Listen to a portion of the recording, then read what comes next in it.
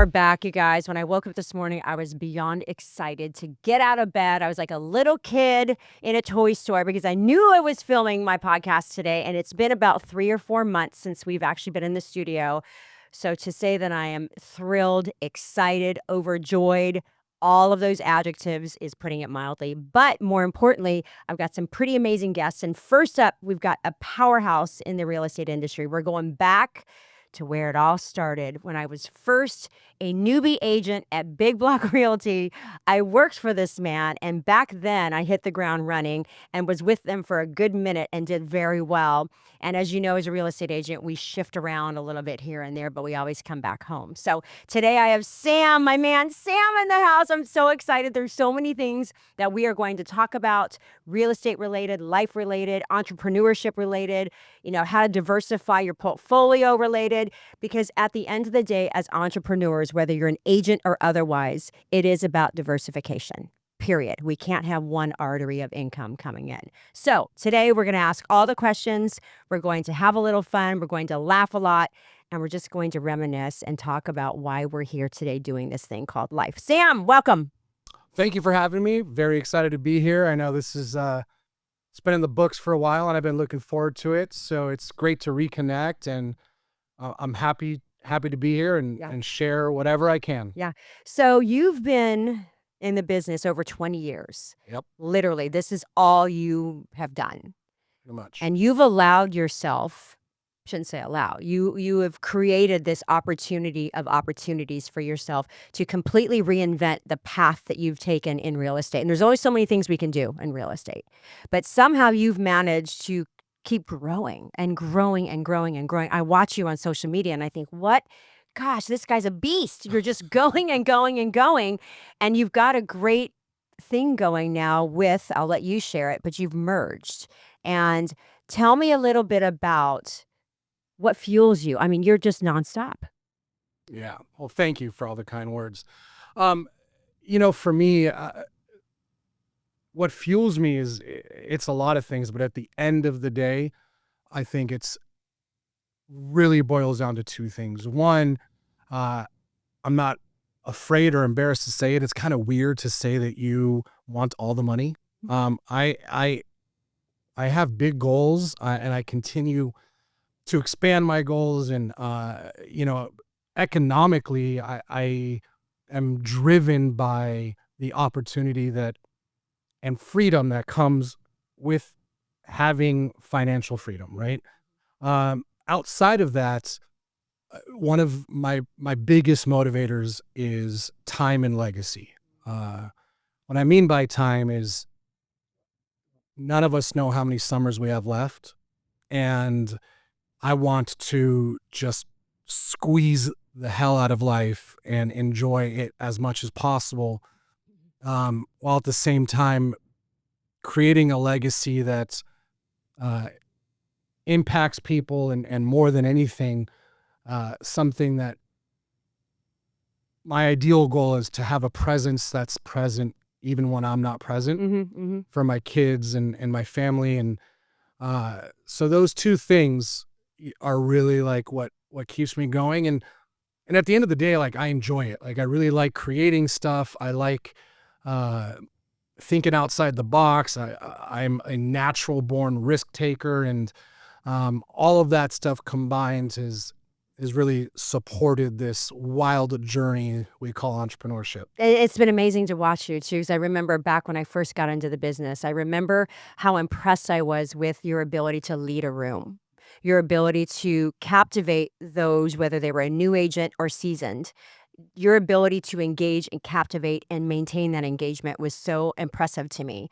And I know then you were always hustling, and I know now you're hustling. So when you got into the real estate industry, did you set out then? And mind you, let me just touch on this. Having money, there's nothing wrong with that. Abundance is our birthright. Yes. So for us to be successful, we have to own that. And however you get there is how you get there. But it's not the love of money itself. It's the freedom that comes with it, right? And being able to pass it down. So kudos to you. So when you decided to get into this real estate world as you know it, what were some of the things that you knew were absolutely must-haves and non-negotiables?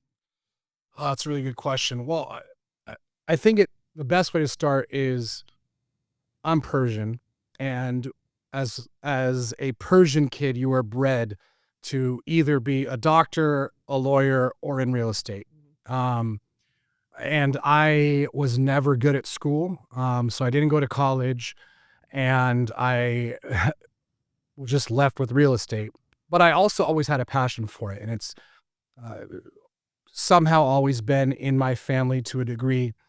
Um, I'll tell you that what really I think was one of the pivotal moments for me is we have a family member, and they've just built an amazing portfolio in life for themselves in real estate. And I was coming up uh, or getting older, and my dad reached out to them and said, "Hey, like Sam really wants to get into real estate. Like, what can we do to help him get in?" And they just, kind of shut the door and didn't even explore it. So that put a little chip on my shoulder where I was like, okay, well, I'm for sure going to go into real estate, and I'm going to do it in a way that makes me happy. I think the goal for a lot of entrepreneurs is obviously economics, right? We financially want to be rewarded. I've always thought I want to be rich and happy. Uh, because I know a lot of people that have just accumulated a lot of wealth, but their life is hell. And then I know people that are broke that are just happy as a clam.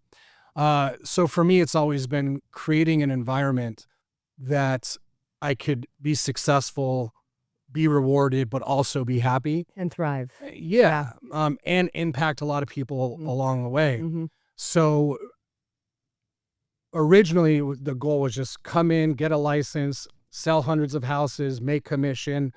And as I started to learn more about the industry and how brokerages run and what agents need, I just saw a big opportunity to create something different that really put agents and their best interest first, while at the same time creating an environment that I would be excited to lead and be a part of. And that was Big Block. That was correct? Big Block. Okay. Yeah. Which I had so much fun when I was there. That was some of my best memories in my career. So you create this brokerage. You put together all these and there were so many agents and everybody. It's such a community there.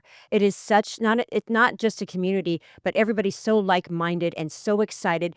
Everybody's being a better version of themselves. You're really big on education. You're big on masterminds. You're big on developing the talent of those around you because you're only as good as the company you keep. Yep. Truly, and they are a reflection of you. They are a reflection of the broker. I mean, it's a trickle-down effect. And I 100%. saw that culture so deeply entrenched in every agent that came in and every agent that came out. Not only that, but you allowed the opportunity for agents to make as much money as possible. And in this business, we know how that works with fees upon fees upon fees. But you actually created this culture where you can make money. Like you could. A new agent, seasoned agent, you're going to keep more of your money than you are going to get rid of it. So Big Block took its place. You started going out and opening other offices, right? You opened a couple more. Fast forward, now you've got a new partnership that has, and in between Big Block and that, you've done over $30 billion in real estate sales. I mean, what more is there for you to do other than what you just did and are continuing to do? Tell me about this new merge, this new whatever you want to call it. It's exciting. Thanks. So we recently merged with a company called LPT Realty. And as our company started to grow, Inc. 500 list, 8 years in a row, when that happens, everybody reaches out to try to buy you, partner with you, etc. And one of my mentors and now business partners, taught me years ago, even if you have no desire to sell or no desire to do a partnership, you always take the meeting because you're going to learn something. So what I always did have was the goal of selling a business for $1 billion. And it's not even necessarily about the money. Yes, it's about the money. I'm going to have 3 commas tattooed on my hand to remind myself every day. But it's also just like checking that box of achievement. So I always took the meetings so I could learn, like, what does my company have to look like to be worth $1 billion? And in that process, we met with everyone and we had a lot of opportunities, but I never found a company that had the same DNA as us in the sense of, putting an agent in their best interest first, creating an environment that's real estate sales first, as opposed to, you see those companies that are just like all recruiting focused or all technology focused. But at the same time, when I started to get to know Robert, the founder of LPT, and really understanding what they're building, we're cut from the same cloth, both, like I said, on the front end for agent-facing service and value and support and opportunity, but also on the back end, creating a business that is intentional with its profitability and how things should actually look in the background. There's so many companies out there right now that are growing crazy and have tons of agents, but the profit isn't there. And they go public and, it's a lot of smoke and mirrors. And I've always wanted to avoid that. So when I started to learn more about LPT and meet the team over there, it checked a lot of boxes for me. So that, one, and most importantly, we could put our agents in an environment where they can actually succeed at a higher level. You were already doing that at Big Block, so I can't imagine this being the next level, right? Yeah. And then some, because that was already the culture at Big Block. So if you're telling me that it's even more now, it's like, where do you go from there, right? It really is. Yeah. And, we don't need to turn this into a commercial for it, but it is the next chapter of agent first service support. Yeah. But then for me, as an owner of my own company, to step into this environment, I feel I haven't been this excited in a while, because the stuff that would drag me down as the owner and the CEO of a company, now all of that is taken care of at LPT corporate. For you. And I get to just focus on my superpower, which is supporting agents, recruiting, acquisitions. So it's been very exciting, but I think the ribbon on top of all of it is we were on a 3 to 4 year trajectory to take Big Block Realty public. And with this partnership, LPT is going public in about 12 months from today. So with all of the value and the support and everything that is built into this partnership, the pretty bow on top is that we now have a built-in IPO, which is exciting for us individually, but also creates huge opportunity for our agents that get to be a part of that. So this is really next level. Okay. So given that you've been in the business for as long as you have, and you've gone from Big Block to now merging with LPT, there are so many young agents out there, right? And given the current climate of our business, there's so many changes from last year to most recently with homeowners insurance, with the fire going up in LA. There's so many pivots that we, as seasoned agents, right? Whether you're an owner, broker, whatever your capacity is, and then you throw in the new agents that are coming in that are struggling just to get their business. Last year, I think they said, what was it, 83% of the agents didn't do a deal? Yeah. Is that that number? So it's crazy to me. So knowing all of this, knowing the power position that you're in to make a difference in a new agent's life or even a seasoned agent, what are some do's and don'ts that you would recommend that agent coming in saying, hey, I'm new to LPT, brand new to LPT? What are some do's and don'ts you would recommend? Oh, it's a great question. I'm going to start by sharing what I think is the biggest challenge in our industry today, which is, how long have you had your license? 9 years. 9 years. Going on Okay, 9 years. so you came in after the internet online lead boom. Yep. When I came into the business, there was no Zillow, there was no Realtor.com, there was nowhere to go buy leads. So it forced me and successful agents at the time to learn how to create conversations, learn how to get in front of a buyer and a seller, regardless of the market.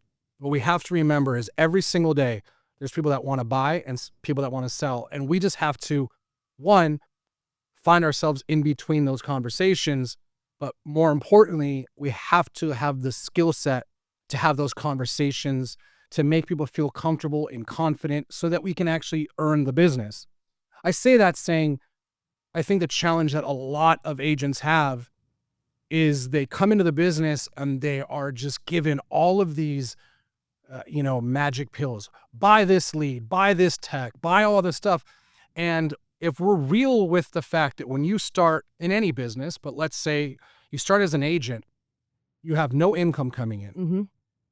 If downhill means going broke and uphill means Mm-hmm. making a lot of money, Mm-hmm. we have to be real with the fact that we are starting as a new agent headed downhill, That's right. right? That's right. It's only a matter of time if you don't make money that That's it. you're going to be done. That's right. And that's why the failure rate's so high. So you take just the fact that you start in the business going downhill, Mm-hmm. and then you accelerate the speed in which you're headed downhill with buying leads and buying tech and all these things. You're only adding speed to getting out of the business. But it's all disguised with, well, the leads are going to help you sell more and all the noise. But the reality is, I really don't believe that agents have a lead problem. I believe that agents have a conversion problem, a 10,000%. communication problem. And So- the confidence to face that opportunity, right? Yes. And I say that to all my mentees, especially in this market. Put yourself where the opportunity is. Where is that? Open houses. Yes. I have gotten more business in the last 4 or 5 months by sitting at an open house. And one of them was with one of your agents where her listing had been sitting on the market. Cash buyer walked in. Put yourself where the opportunity, give yourself the opportunity to have that conversation about real estate. Yeah. That's a form of what I call like going upstream, meeting the clients where they're at. Mm-hmm. But at the end of the day, one of the biggest challenges I see in the industry is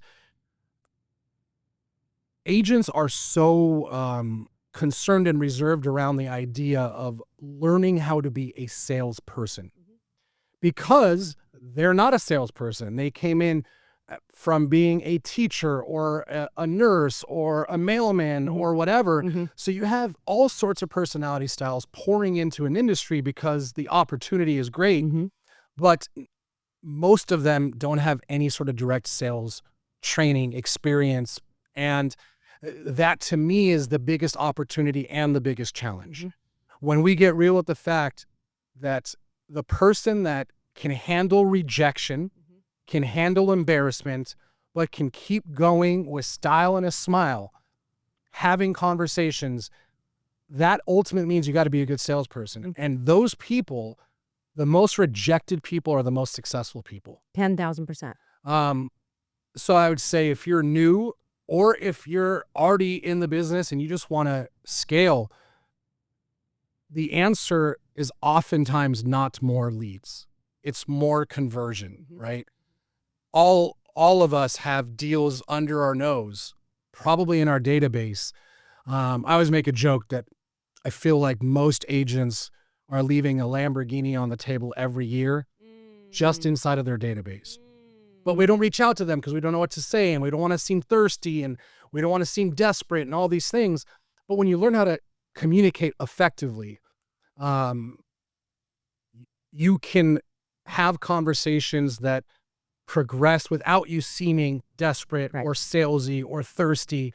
So to me, long-winded answer to your question, I think the biggest opportunity is learning your skill set around scripts, communication, Mhm. and ultimately helping people feel comfortable and confident. And that's you meet them where they are, right? Yes. When you show up, you that level of matching that energy, right? And not coming off as I know more than you, but I'm here to partner with you. I'm here to serve you. I'm here to really help you achieve your goals. That authenticity, that relatability, that's all part of emotional intelligence, Yes. right? And I feel like a lot of the agents that are coming in or have been that are a little jaded right now because of all the stuff that's going on in our business, it is a truly pivotal moment for so many of us. The landscape is changing as we speak. So you're either going to rise to the occasion or you're going to wallow in your whoa, whoa, whoa is me, and you're going to go downstream. Yeah, and someone else is going to eat your And lunch. somebody's going to. And Yeah. what's interesting is last year, October, I believe it is, there were so many agents that I spoke with that were taking off until January. That is so foreign to me. Mhm. Like, what do you mean you're taking off? Let's collaborate. Let's go do. What do you mean? Fine, that's just more for me, right? So Yes. the ones that are hungry are the ones that don't give an F about how they're going to do it. They just know they're going to do it. And if it doesn't happen over here, that's okay. It just wasn't meant to be. Next, no emotion, keep going, Yep. right?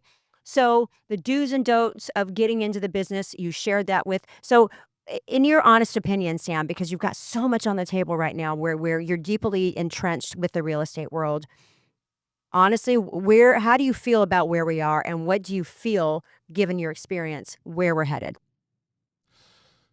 Um, there's two ways to look at this. There's the best way to answer that question is, generally speaking, you look at data from the past. Uh, we don't have any stack of data in the past that we could say, oh, last time these things were in motion or in play, this is what happens, right? We have higher interest rates than we're used to, but historically still low interest rate. We're in this weird economy. There's a lot of things that just have never lined up the way they are here. And yet values are still standing strong and even raising, going up in some areas. I believe that with the new administration, and this is not, I'm saying I'm in support of or not. Frankly, I don't care what you think about what I think about it, but it's going to affect things. Yes.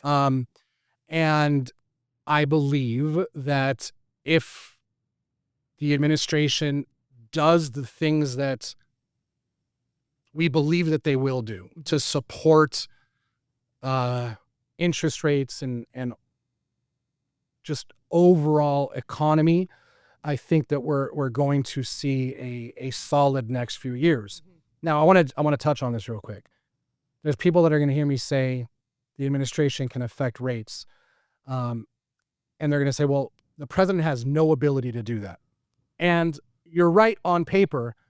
The president has no ability to affect The Fed. the Fed as it sits today. Exactly. If he can change or wants to change it from the Gulf of Mexico to Gulf of America, he can change the way decisions are made. And I don't want to make this politics, but I think that it's important. A lot of people with this changing it to Gulf of America, they're like, oh, this is just an ego play. It's just about, flexing your power. Really what it's about is there's a lot of laws and bills that have been passed from the past that say you can't do any oil, pull any oil out of the Gulf of Mexico.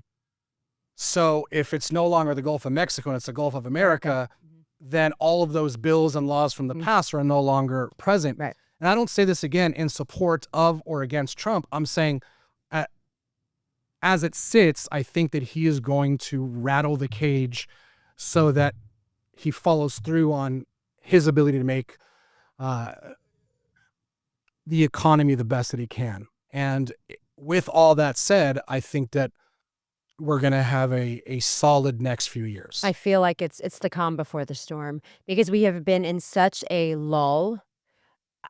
I've been blessed. I've been very, very busy, but overall, we've been in a lull, and it continues to have that vibe right now until he's in office. Yeah. Right, because there's a lot of people sitting on the sidelines going, okay, well, and then the fires. Okay, well, there's a workaround on that. There's a moratorium now that you can get insurance. We're good, right? So it's really all about managing those expectations of your clients, of the people, as we know, of the public, of people in our industry, and really educating them.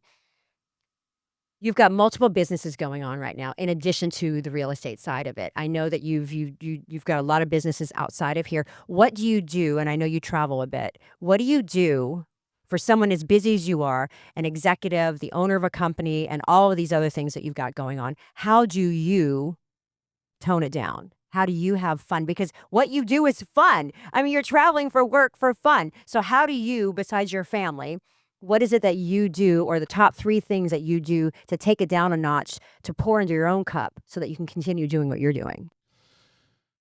Oh, I think it starts by saying I don't believe in the word balance. Mm, I think balance is fake. mm, But I do believe in sacrifice.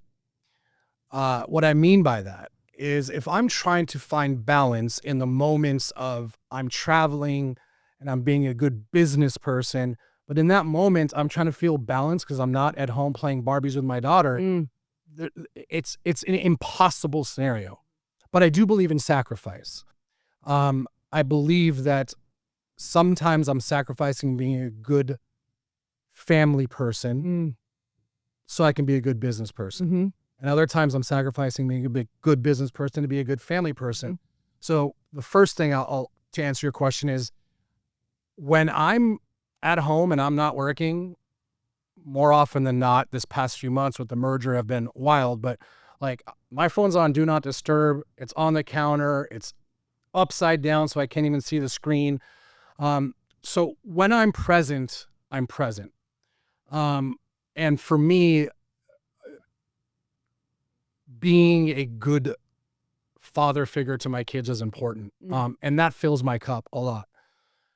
Outside of that, I actually, as I've gotten older, I used to love being in big social environments with lots of people and all the things. Today, I just like hanging out at a dive bar with like 1 or 2 of my buddies and just unwinding. And one of my best friends is my business partner. And he's like, we call him One Speed because he never stops. He's always going. One speed, I love And that. we'll be hanging out and he'll be trying to talk about business. And I'm like, bro, Just just take it down. just shut up. I don't want to talk about it. Like, Yes. let's talk about anything else. Yeah. So like allowing myself to completely disconnect and enjoy uh company of people and just having fun is really important for me. And then lastly, what I think what really fills my cup is the idea that to to go where I want to go in life, I have to make tough decisions today. And instead of being in my head about, man, this isn't going this way, or I wish this was going another way, or all the anxiety and depression, and all that stuff is very real. Mhm. Um, I do my best to try to look through the lens of if I'm feeling these things, that means I'm doing something right.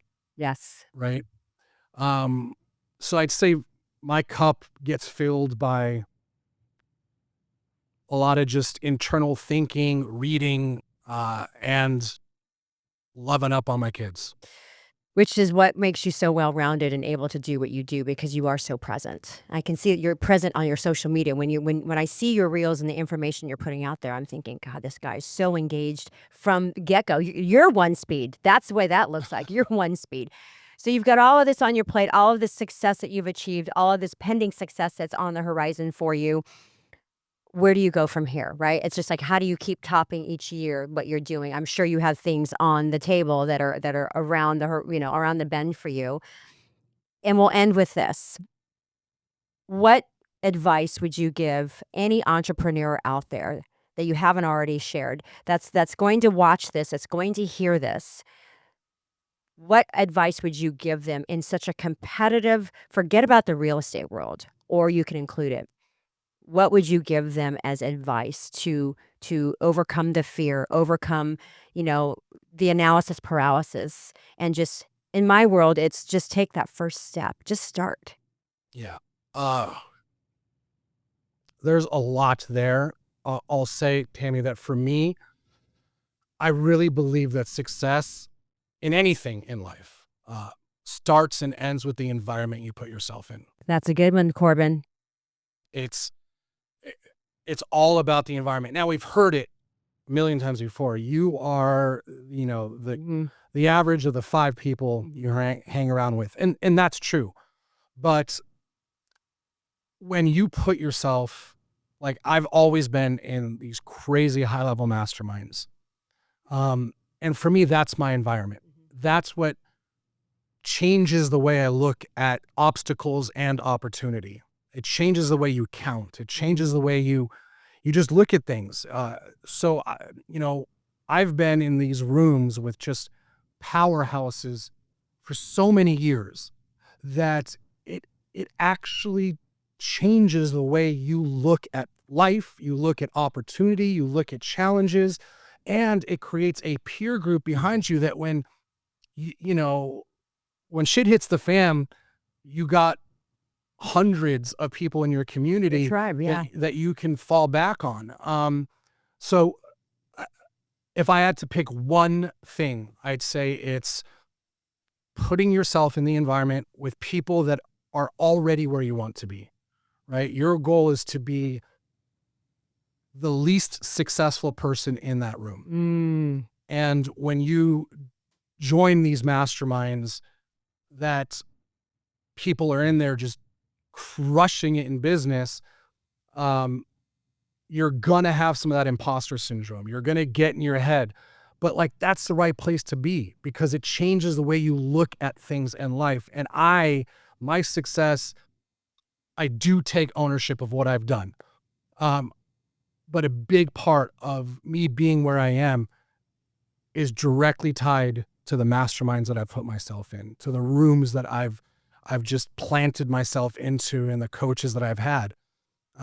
So if I had to pick one, I'd say it's be very, very real with the people that you have in your life.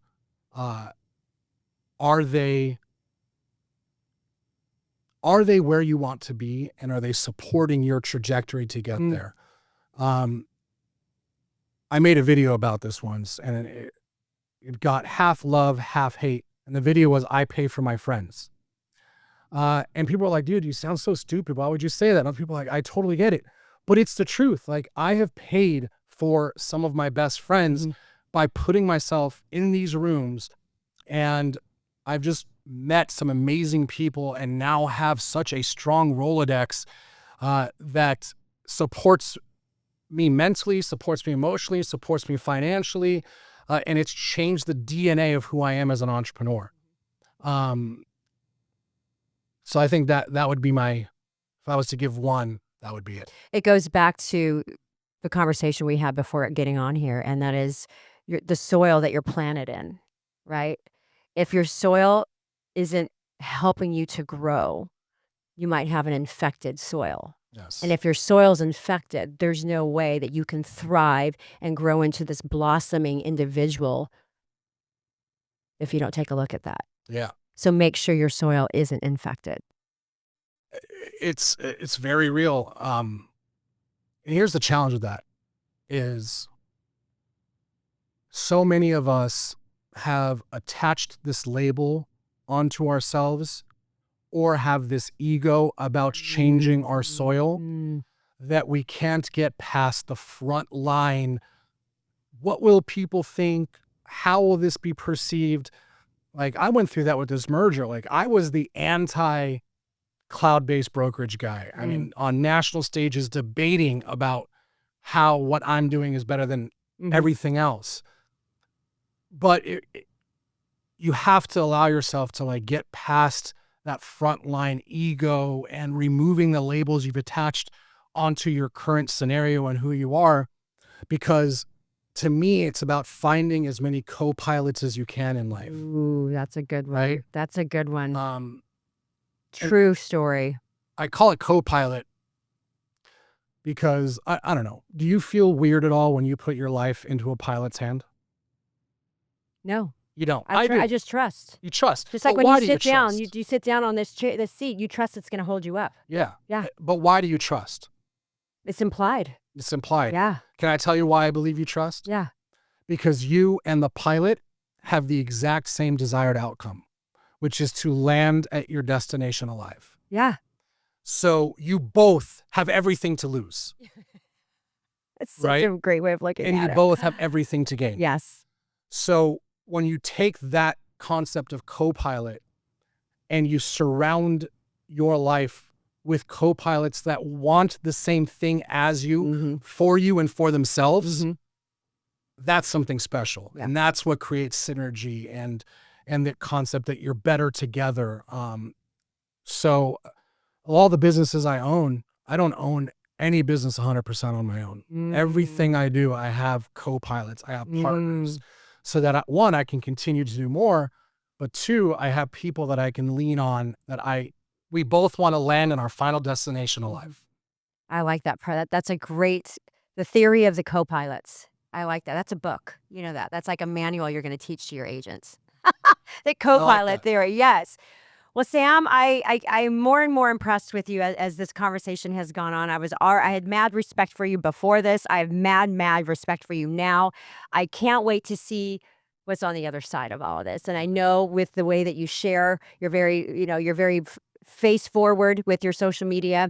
I can't wait to see what happens. If someone out there watching or listening wants to become involved with LPT, how do they go about this? Do they reach out to you? Do they reach out directly to, is there an 800? How do they get a hold of you? Or Obviously you can reach out to me. You can find me on social media, Instagram. My handle is the 9th 0, the number 9 TH, and then spell out 0. Also, if they have your information, you can connect us. Yep. So if you know Tammy can get us connected. But social media, and I'd love to chat with anybody and everybody, even if it's just curious, or to tell me that I made the wrong decision. You know, I'm an open book and would love to chat. And there's a lot of opportunity, LPT put aside, out there for good people to make good things happen.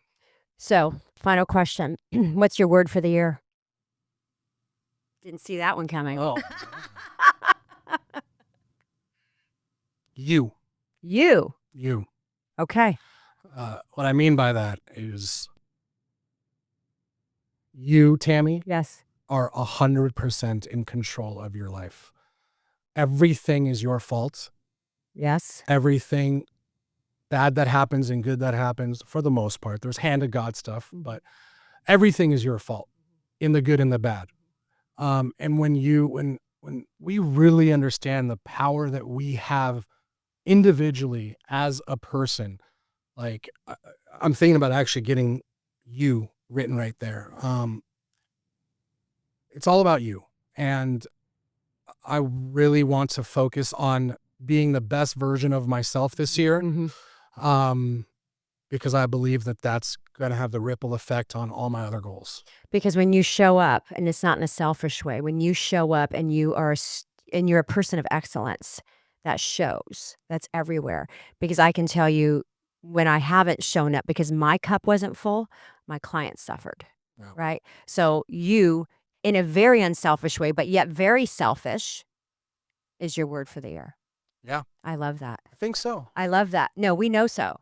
Because it's Well, all about you, Sam. It's always all about you. It's all about me. I'm the most important. I'm the most important person. Yes. I think it's, at the end of the day, it's accountability, right? Yeah. To yourself. Yes. Yeah. Well, thank you so much for taking the time. I know you're busy. I know that we've had this on the books for months. I will be reaching out to you for sure with some questions that I have.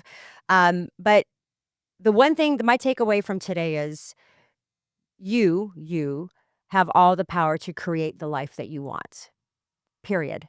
And whom you choose to be your co-pilot on this journey is super important. The tribe that you choose to surround yourself with is super important, because that collectively will catapult you and will be the catalyst and the trajectory to take you from where you are to where you're meant to be. Not where you need to be, but where you're meant to be. Because it's not the love of money that gets you into trouble.